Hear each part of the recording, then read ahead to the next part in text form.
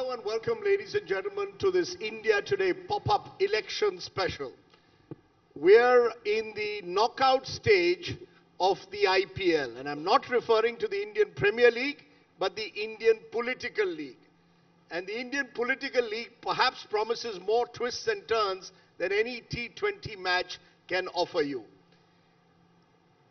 I have with me two politicians who are also number crunchers and therefore have particular value in this final stretch of the elections. Please welcome Praveen Chakravarty, the President of the All India Professionals Congress and head of their data analytics team, and GVL Narasimha Rao, Psephologist in a previous avatar, now former BJP MP and spokesperson. Give them a big hand, ladies and gentlemen. Hit out or hit wicket, since we are in cricket season. That's how we've titled this particular session.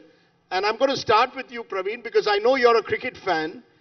Am I right to say that the opposition has gone into this election a bit like Bangladesh playing India in a World Cup knockout? So even if you might have the odd Bangladesh player score a few runs, most people believe that almost inevitably India is going to win. In this case, when I refer to India, I mean the BJP, and when I say Bangladesh, it's the Congress and the India Alliance. First, India is the India Alliance, actually, but be that as it may. Actually, it is like the Royal Challengers Bangalore, isn't it? That lost almost all the first few games, 6 or 7 games, and then they've been back on the run, and they have an important game today. So talking about cricket and IPL.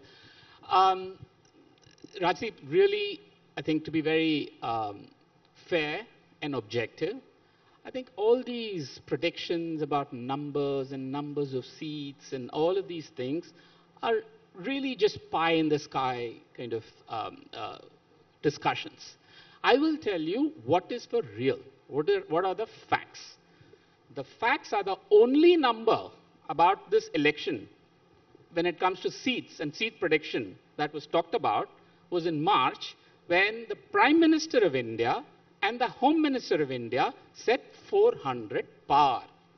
That was the only number that they put out.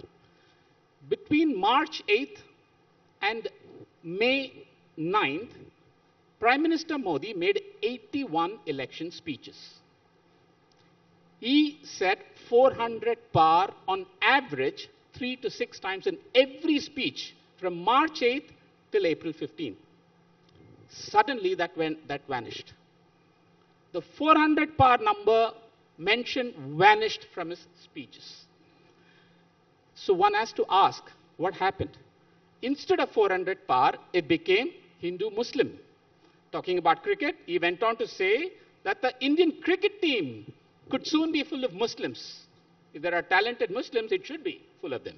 But be that as it may, the real momentum or the meltdown that the Prime Minister has had is the only real indicator of how the election is going. I saw a headline recently which said, in India now, there is no Modi wave, the only wave is a heat wave. And it is very clear that today's Financial Times, in fact, has a column that says, is Modi, brand Modi, losing its luster? So this is the only pattern that we are seeing as elections have progressed after 5 phases. One thing I can say for sure, there will be significant gains for the Congress party and the opposition alliance. I can tell you that 400 par is actually back in the narrative. For whatever reason, in the last week, the Prime Minister is once again talking about it. But do you concede, to push you further, that you still have a mountain to climb? That there are still as many as 224 seats, which in 2019, the BJP got more than 50% vote share. Out of the 303 they won, in 224, they had a vote share of more than 50%. So what you need is someone to come in these slogovers and hit almost every ball for a 6.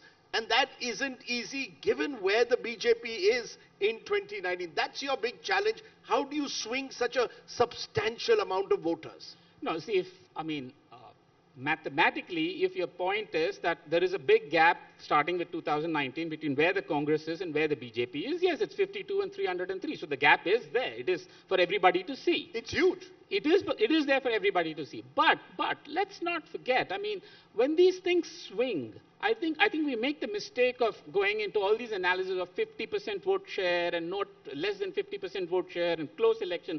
None of these things matter when there is anger.